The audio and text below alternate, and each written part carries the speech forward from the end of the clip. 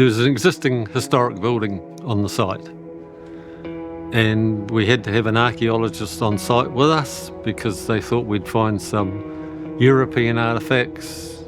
We were never going to find any Maori artefacts because they'd all been destroyed in the 1855 earthquake. We demolished the building, and the requirement was to prepare the site, we were only allowed to take 100 mil of surface off at a time.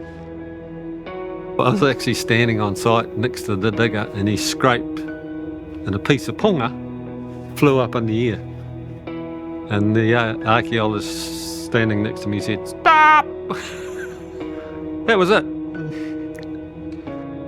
When the remnants of people's occupation were unearthed, this was a taonga.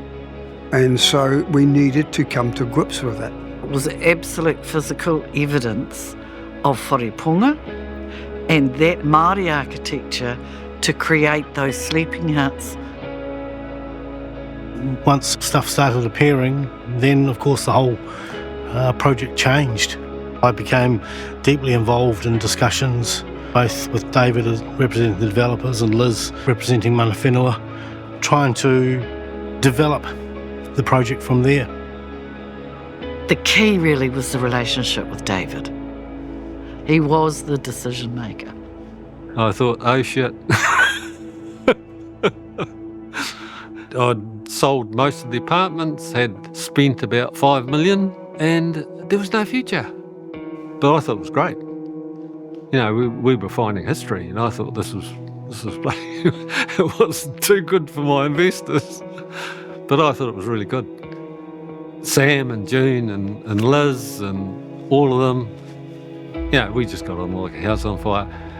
You have people like Ray Ahapini Musa, who's creative, artistic and, really headed the arts for the City Council. Then you had our guidance from Sam and June, who were just, rocks really. And then it was Mark and I as we tried to understand all the stuff that was coming at us, at 100 miles an hour. It was timely, it was long overdue in the wider issues of the recognition of the area and Māori occupation.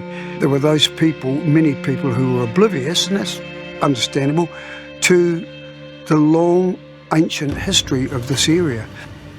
The more I found out what had happened to the original Maori owners of that property and how they were treated and how they were duped out of the land, the more I was determined to fix it. That's what we did. The process to get there was the interesting thing. What are we going to do? Are we going to lift it out of the ground and place it into Papua or somewhere? Were we going to leave it in situ, or were we just going to cover it up? And they were big questions and required a heck of a lot of information to be understood and developed. The famous meeting we had at number 5 Pouhere Street, and we had 11 lawyers in the room. No one would do anything. No one would say boo without their solicitor signing it off. So we got nowhere with these 8 meetings. In the end, between David and I, we were so frustrated by the toing and froing, and David threw his toys out of the cot, and so did I, and they all left, and in half an hour we had a plan. The solution we came up with is that we put the car park on the first floor. Wellington City Council gave us 2 extra stories to compensate for losing that. So we were able to redesign the building, move the car park up, and we gave everyone that had bought in the apartment block the option to go up 2 stories at no cost. So that was cool. And we had 2 more floors to sell to compensate for losing the ground floor. There was nothing like it in Aotearoa at the time. There still isn't. It's still the only remnant wharepunga in the world. When you think about it like that, it puts it into perspective. The significance of this find was really twofold. One was the fact that we had a ponga structure from the early 19th century was really important. But the other thing that was perhaps more important to me as an archaeologist, was the fact that when our modern cities developed in the late 19th century and all those earlier buildings were demolished, many of the new buildings simply had a concrete slab foundation which preserved what was beneath them, and so it changed our whole understanding of urban archaeology, that we could actually discover more about the 19th century European history of our cities because they were simply capped by the new buildings that came along.